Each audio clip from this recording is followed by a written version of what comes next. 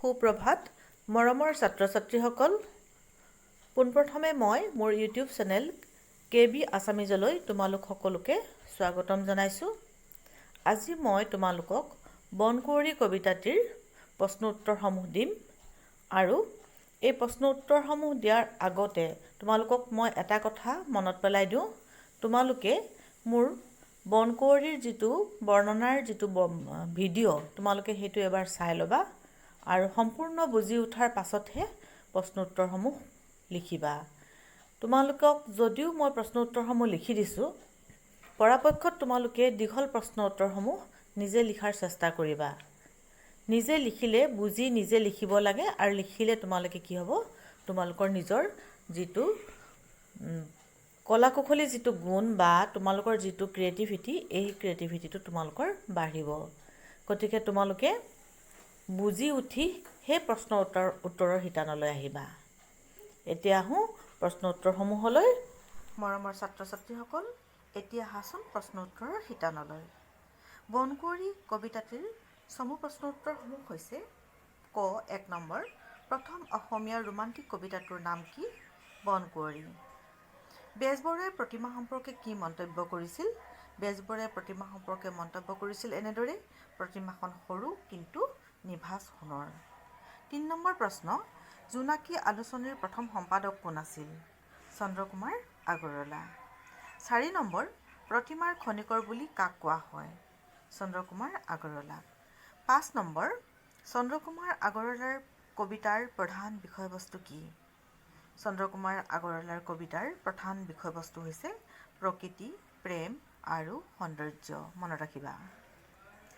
খৰ ২ বা ৩ নম্বৰ প্ৰশ্ন উত্তৰ, যদি পোনপটীয়াকৈ দিয়ে তোমালোকে এনেদৰে লিখিবা, আৰু যদি প্ৰশ্নটো উত্তৰ মুকলিকৈ খুলি দিয়ে তেতিয়াহ'লে তোমালোকে হয়তো আৰু অকণ বেছিকৈ লিখাৰ সুবিধা পাবা।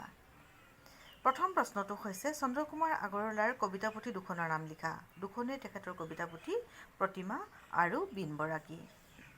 জোনাকী যুগৰ ত্ৰিমূৰ্তি বুলি ক'লে কাক কাক বুজোৱা হয়?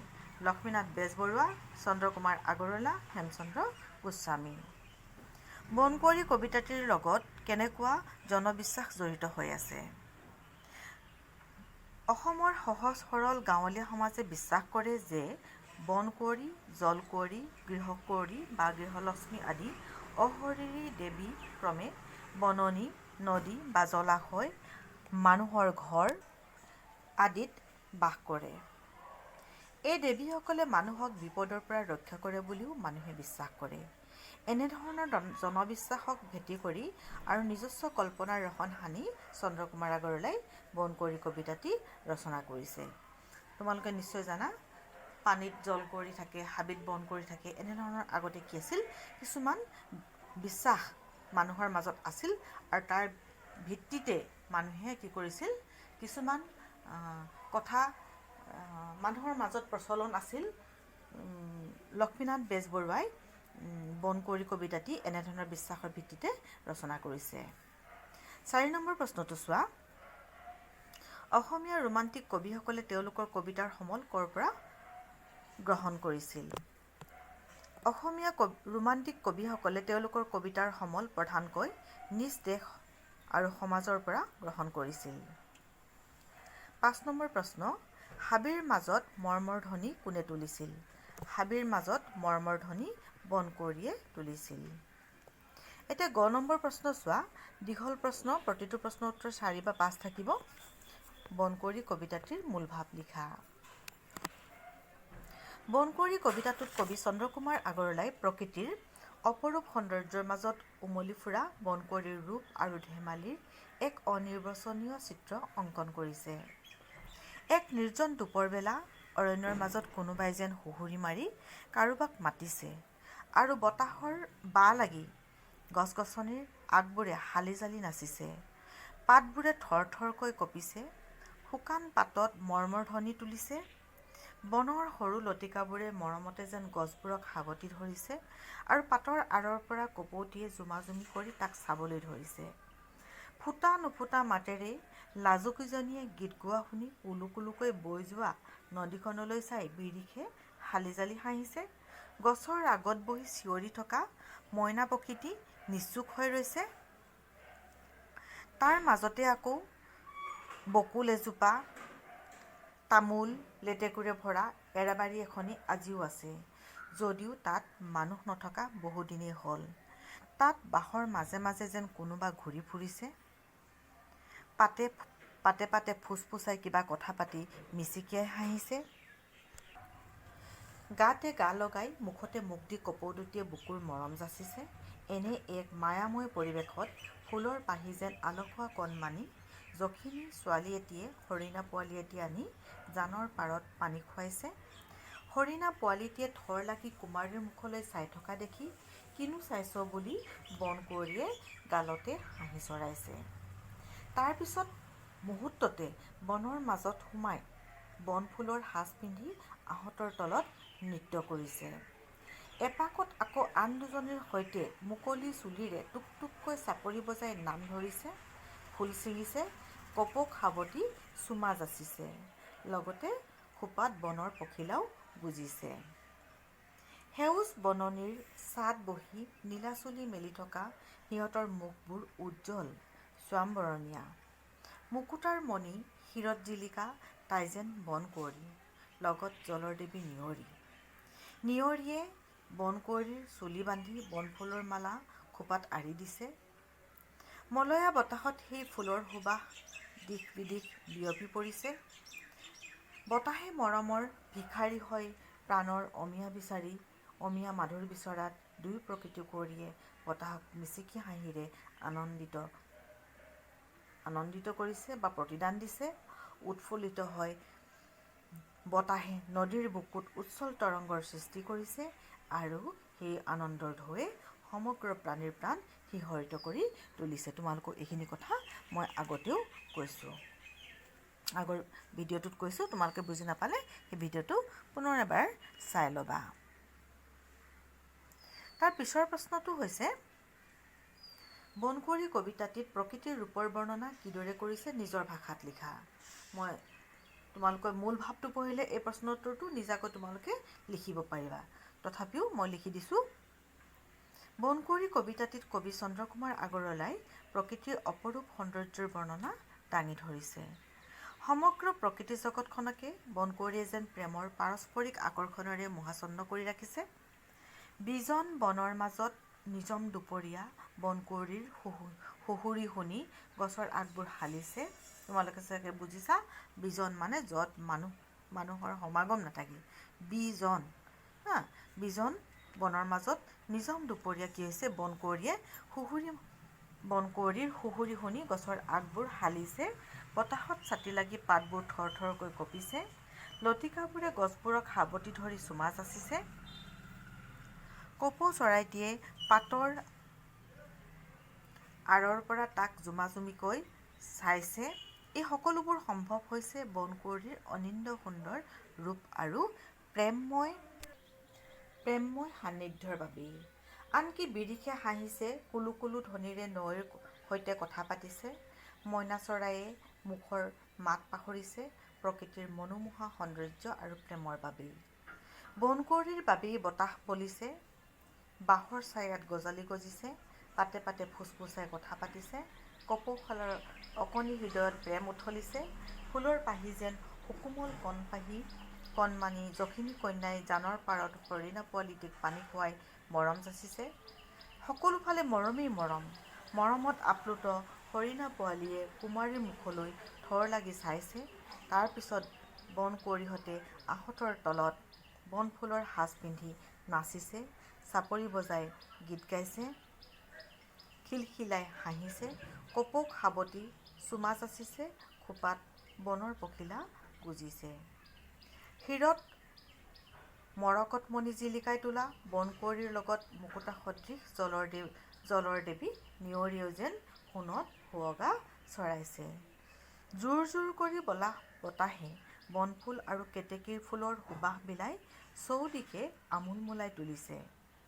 কবিয়ে জান জুৰি হাবি বন চৰাই চিৰিকটি পশু পক্ষী আদি প্ৰকৃতিৰ সকলো উপাদানকে জীৱন্ত সত্তা হিচাপে কল্পনা কৰি বতাহকো প্ৰেমিকৰ ৰূপত অংকন কৰিছে। ফুলৰ সুবাস মিলাই বতাহে জলকুঁৱৰীক বনকুঁৱৰীক মৰমৰ ভিক্ষা খুজিছে আৰু বনকুঁৱৰীয়ে মিচিকি হাঁহিৰে প্ৰতিদান দিয়াত উৎফুল্লিত হয় বতাহে নদীৰ বুকুত আনন্দৰ ঢৌৰ সৃষ্টি কৰিছে। এনেদৰে কবিতাটিত প্ৰকৃতিৰ জীৱন্ত ৰূপত মানৱীয় আৱেগ অনুভূতিৰে সজ্জিত কৰি কবিতাটিত কবি এক আকৰ্ষণীয় ৰূপত দাঙি ধৰিছে। ৩ নম্বৰ প্ৰশ্নটি চোৱা। বনকুঁৱৰী কবিতাটিত কবিয়ে কিদৰে অতিপ্ৰাকৃত পৰিৱেশৰ সৃষ্টি কৰিছে বুজাই লিখা। বনকুঁৱৰী কবিতাটিত চাক্ষুষ দৃষ্টিৰে প্ৰত্যক্ষ কৰা প্ৰকৃতিৰ অনিন্দ্য সুন্দৰ ৰূপৰ অন্তৰালত কবি এক অপাৰ্থিৱ আৰু অতিপ্ৰাকৃত পৰিৱেশৰ সৃষ্টি কৰিছে।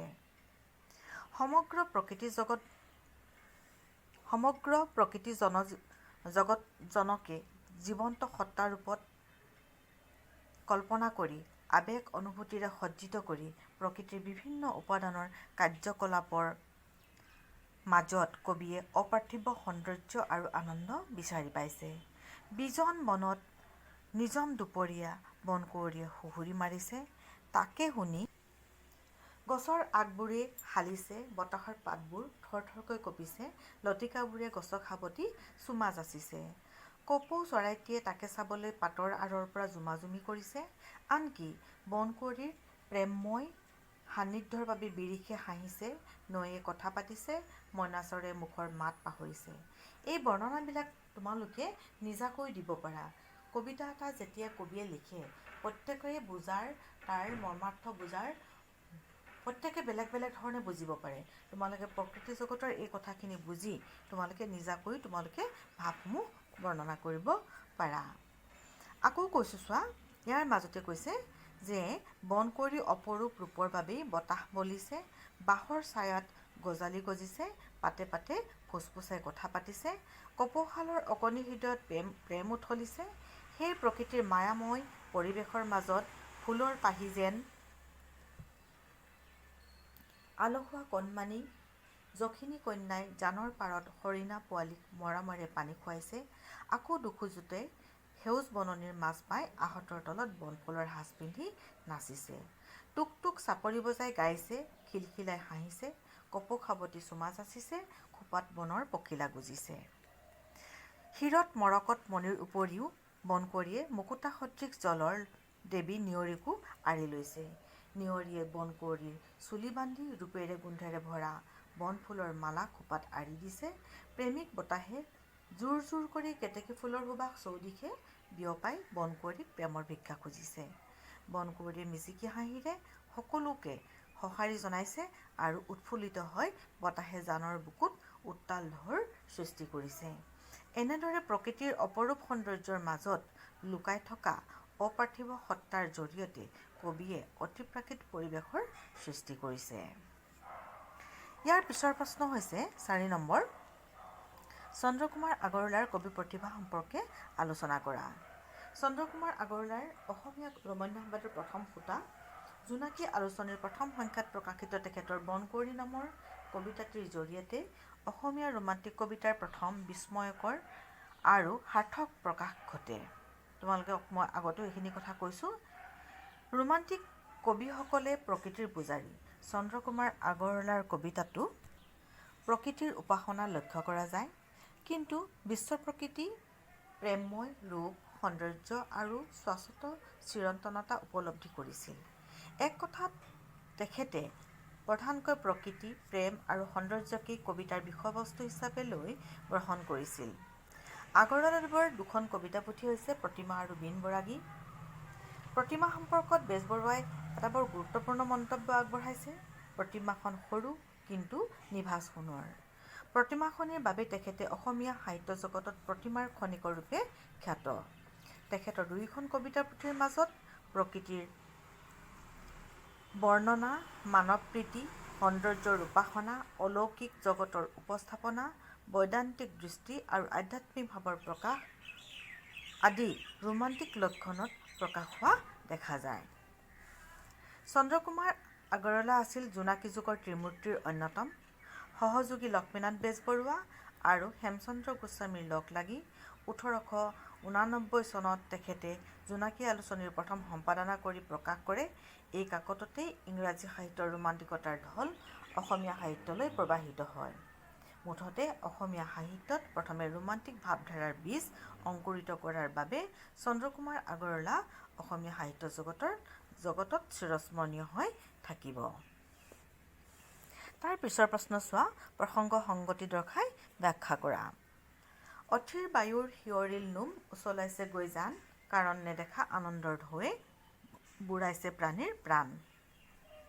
ব্যাখ্যা কবিতা ফাঁকি আমাৰ পাঠ্যপুথি সাহিত্য সৌৰভৰ অন্তৰ্গত প্ৰতিমাৰ খনিকৰ চন্দ্ৰকুমাৰ আগৰৱালাদেৱৰ বনকুঁৱৰী নামৰ কবিতাৰ পৰা তুলি অনা হৈছে। প্ৰেম ভিক্ষাৰী মলয় সমীৰে বনকুঁৱৰীৰ প্ৰেমৰ সঁহাৰি লাভ কৰাৰ পাছত উৎফুল্লিত হৈ বৈ যোৱা জানৰ পানীত কেনেদৰে আনন্দৰ ঢৌৰ সৃষ্টি কৰিছে তাৰে বৰ্ণনা প্ৰসংগত কবিয়ে কবিতা ফাঁকি উল্লেখ কৰিছে।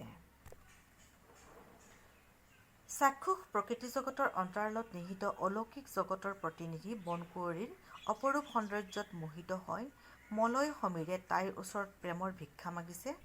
সমীৰণৰ সেই আন্তৰিক আহ্বানত বনকুঁৱৰীয়ে মিচিকীয়া হাঁহিৰে সঁহাৰি জনাইছে।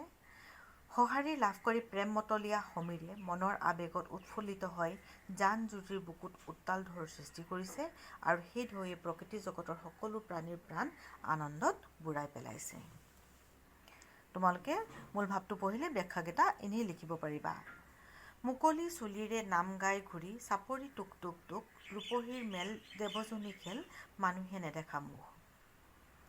চাক্ষুষ দৃষ্টিৰে প্ৰত্যক্ষ কৰা প্ৰকৃতি জগতখনৰ মাজত লুকাই থকা অপাৰ্থিৱ সত্তাৰ ক্ৰিয়াকলাপৰ বৰ্ণনা প্ৰসংগত কবিয়ে কবিতা ফাঁকি অৱতাৰণা কৰিছে।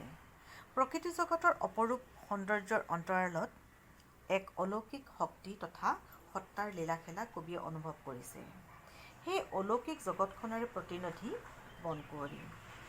বনকুঁৱৰীৰ প্ৰতিটো উপাদানৰ সৈতে প্ৰেমৰ বান্ধোনেৰে বান্ধ খাই থকা বনকুঁৱৰীয়ে বিজন বনৰ মাজত চুলি মেলি টুক টুক চাপৰি বজাই নাচিছে গাইছে। মানুহে কাহানিও নেদেখা সৌন্দৰ্যৰ অধিকাৰিণী ৰূপহী বনকুঁৱৰীহঁতে প্ৰকৃতিৰ অনিন্দ্য সুন্দৰ পৰিৱেশৰ মাজত মেল মাৰিছে, খেল খেলিছে। এনে এক অপাৰ্থিৱ সত্তাৰ সন্ধান দিয়াৰ প্ৰসংগতেই কবিয়ে বনকুঁৱৰীৰ অতিপ্ৰাকৃত ক্ৰিয়াকলাপক এনেদৰে প্ৰকাশ কৰিছে। ছাত্ৰ ছাত্ৰীসকল, ইয়াতে মই কেইটামান অতিৰিক্ত প্ৰশ্ন উত্তৰ দিছোঁ। চন্দ্ৰকুমাৰ আগৰৱালাৰ বনকুঁৱৰীৰ দৰে ৰোমান্টিক কবিতাৰ প্ৰভাৱ পৰা অসমীয়া আন এজন কবিৰ নাম লিখা।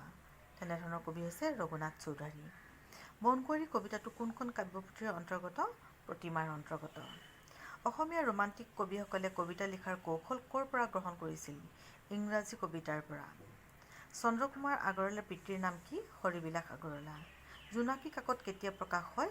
1889 চনত। তোমালোকে মনত ৰাখিবা 1888 চনত অ-ভা-ও-হা-হ অসমীয়া ভাষা উন্নতি সাধিনী সভা অনুষ্ঠিত হৈছিল আৰু তাৰ এবছৰ পিছতেই 1889 চনত জোনাকী আলোচনীখন প্ৰকাশ হৈছিল। ছাত্ৰ ছাত্ৰীসকল, ইয়াতে তোমালোকে পেজবোৰ দিওঁতে হয়তো ছাইডৰ ফালে অকণমান কাট খাব পাৰে। তোমালোকে কি কৰিবা, মই এইখিনি নোটছ তোমালোকক মই মোৰ ডেছক্ৰিপশ্যন বক্সত মই PDF ফাইল কৰি মই দি দিম। তোমালোকে ফাইলটোৰ যোগেদি গৈ নোটছসমূহ পাবা আৰু তোমালোকে নোটছসমূহ লিখিবা। আৰু তোমালোকক মই এতিয়াও কওঁ, আগতেও কৈছোঁ যে তোমালোকে যেতিয়া লং কুৱেশ্যনবিলাক লিখিবা নিজে বুজি তাৰপিছত তোমালোকে নিজাকৈ লিখাৰ চেষ্টা কৰিবা। তেতিয়াহে তোমালোকৰ নিজৰ যিটো মানে ভিতৰত সোমাই থকা যিটো তোমালোকৰ কলা কৌশলী গুণ বা যিটো ক্ৰিয়েটিভিটি সেইটো তোমালোকৰ প্ৰকাশ হ'ব। কুৱেশ্যন উত্তৰবিলাক তোমালোকে একদম দিক্ত মুখস্থ নকৰিবা, তোমালোকে নিজাকৈ লিখাৰ চেষ্টা কৰিবা। গতিকে আজিলৈ আহোঁ। তোমালোকে এই প্ৰশ্ন উত্তৰসমূহ তোমালোকে ডেছক্ৰিপশ্যন বক্সত গৈ লিংকটো খুলিলে তোমালোকে পাবা, মই তাতে দিম। আৰু প্ৰশ্ন উত্তৰসমূহ কৰিবা, লিখিবা আৰু ভালদৰে তোমালোকে কি কৰিবা, খুটি নাটি পঢ়িবা গোটেই কবিতাটো। কাৰণ চন্দ্ৰকুমাৰ আগৰৱালা এজন ৰোমান্টিক যুগৰ এজন বিখ্যাত কবি। তেওঁ বহুত মানে কি কয় ৰোমান্টিক যুগৰ যিমানখিনি কবিতাৰ বৈশিষ্ট্য, বিশেষকৈ প্ৰেম, প্ৰকৃতি প্ৰীতি, ভালপোৱা, স্বৰ্গীয় সুখানুভূতি, স্বৰ্গ নৰক একাকাৰ কৰা যিটো তেওঁৰ সেই গোটেই বস্তুবিলাক কি হৈছে তেওঁৰ কবিতাত প্ৰকাশ পাইছে। তোমালোকে ভালদৰে পঢ়িবা। তেন্তে আজিলৈ আহোঁ, ধন্যবাদ।